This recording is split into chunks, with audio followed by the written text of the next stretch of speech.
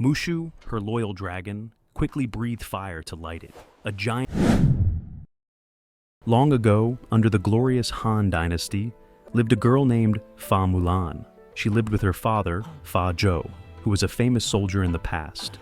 Other girls at her age only cared about sewing or learning how to be a good wife. But Mulan was different. She loved listening to her father's stories about battles. Fa Zhou often looked at his daughter and sighed, "Mulan, women are not allowed to go to war. Your duty is to take care of the family and the home." But in her heart, Mulan always wondered, why is strength only about muscles? Why is love for the country divided by gender? These questions burned inside her, waiting for the right moment to act. One day, peace was shattered. The brutal Huns, led by Shan Yu, crossed the Great Wall. They intended to attack the emperor. The emperor ordered that each family must send one man to join the army. In the Fa family, Fa Zhou was the only man. He was now old and had to walk with a stick. His old wounds hurt every time the weather changed. Mulan's heart broke when she saw her father. When the soldiers called his name, Fa Zhou stood up bravely. He took the order and said, "I will go. My country and my people need me." Mulan's mother wept uncontrollably, but Mulan did not. She saw her father's hands tremble as he tried to lift his old sword. She knew that if he went to battle, he might not return. That night, under the heavy rain, Mulan made a dangerous decision. When everyone was sleeping, she quietly entered her father's room. She looked at him one last time and took the military order. In that moment, Mulan was no longer a weak girl. She was a brave daughter. She cut her long black hair, put on the heavy armor, and tied it tight. Looking in the mirror, she was no longer the beautiful Mulan she once was. She was Chang, a young warrior. She knew that if the army discovered the truth, she would be killed. But she was not afraid. She did not want to lose her father or her country. With a sword in her hand and fire in her heart, Mulan rode her horse into the night. She went toward the snowy mountains to join the army. When Mulan, now a young soldier named Chang, arrived at the training camp, she was shocked. The air was filled with the smell of sweat, the sound of clashing swords, and the loud shouts of commanders. Here, General Li Shang was in charge. He was known for his strictness. He tolerated no weakness. Mulan realized that to keep her secret, she had to be better than average. She had to be the best. The first days were a nightmare. The heavy armor hurt her thin shoulders. Her hands, which were used to sewing, now had painful blisters from holding the rough sword. While the other soldiers rested under the moonlight, Mulan practiced alone. She learned how to breathe correctly, how to swing her sword with power, and how to hide her soft voice. Because of her great hard work, Chang slowly earned the respect of her teammates. Even General Li Shang was impressed, though he was still a bit suspicious. But Mulan was not alone on this difficult journey. When she felt most tired and lonely, a magical helper appeared. Mulan's mother prayed to their ancestors for her daughter's safety.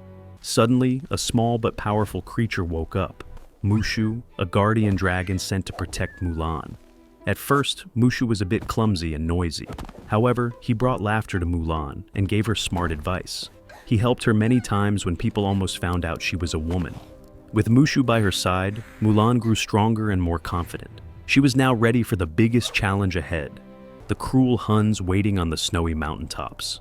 The alarm trumpets blared, tearing through the chilly air of the northern mountains. The Huns were no longer a myth. They appeared like a black storm. Their numbers were so vast they obscured the horizon. Led by their leader, Shan Yu, who had cold eyes like a wolf, the Huns looked unstoppable. The king's army was small. It felt like they were waiting for a death sentence. In the middle of the chaos, with arrows flying and horses screaming, General Li Shang and his soldiers were trapped at the bottom of the mountain. When all hope seemed lost, Mulan had a brilliant idea. She looked up at the giant snow peak above the Huns. A dangerous plan came to her mind. If we cannot defeat them with strength, we will use nature to stop them. Ignoring the order to retreat, Mulan ran forward. She grabbed the last cannon. Mushu, her loyal dragon, quickly breathed fire to light it. A giant explosion shook the earth. The cannonball hit the highest part of the mountain.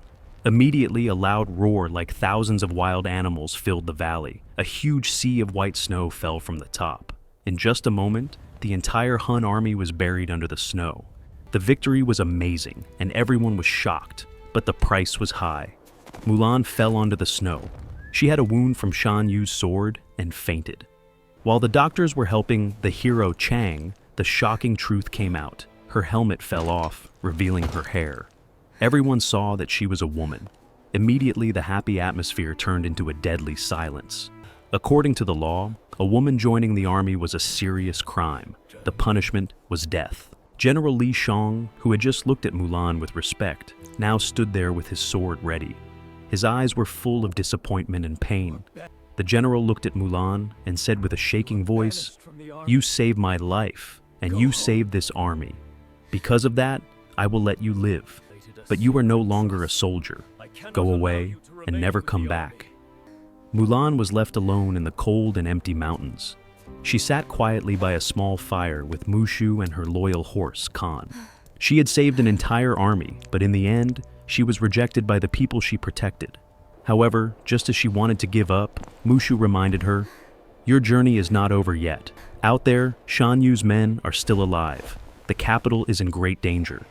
In the silence of the mountains, Mulan's sharp eyes saw something terrifying. Hands were climbing out from under the broken snow. Shan Yu and a group of his best soldiers were still alive. They were moving toward the capital. Their evil plan was to kill the emperor during the victory celebration. Without waiting a second, Mulan ignored the order to leave.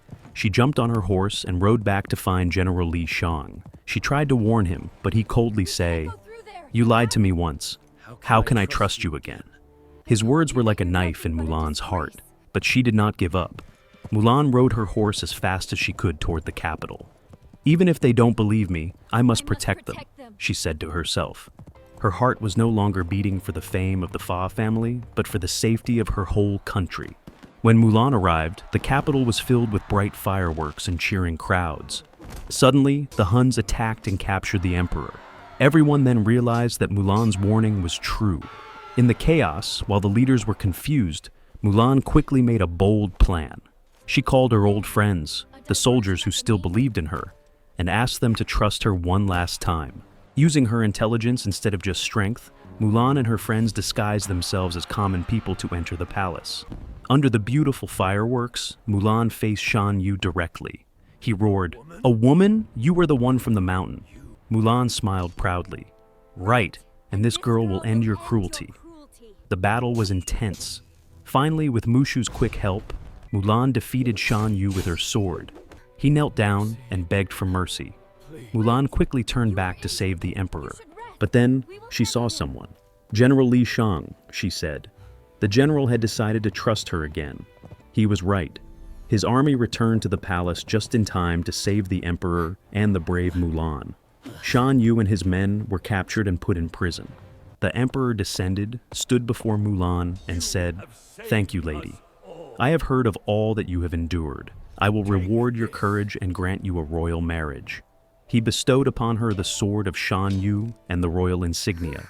Her husband was General Li Shang. Mulan thanked the emperor and returned to her family. Her father dropped his sword and hugged her.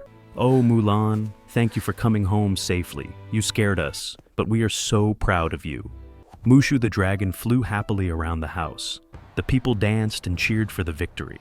The wedding of Mulan and General Li Shang was held grandly with the blessings of the king and her parents. Mulan's story broke all the chains of prejudice. It proved that bravery and loyalty do not depend on gender, but on a heart that dares to sacrifice for something great.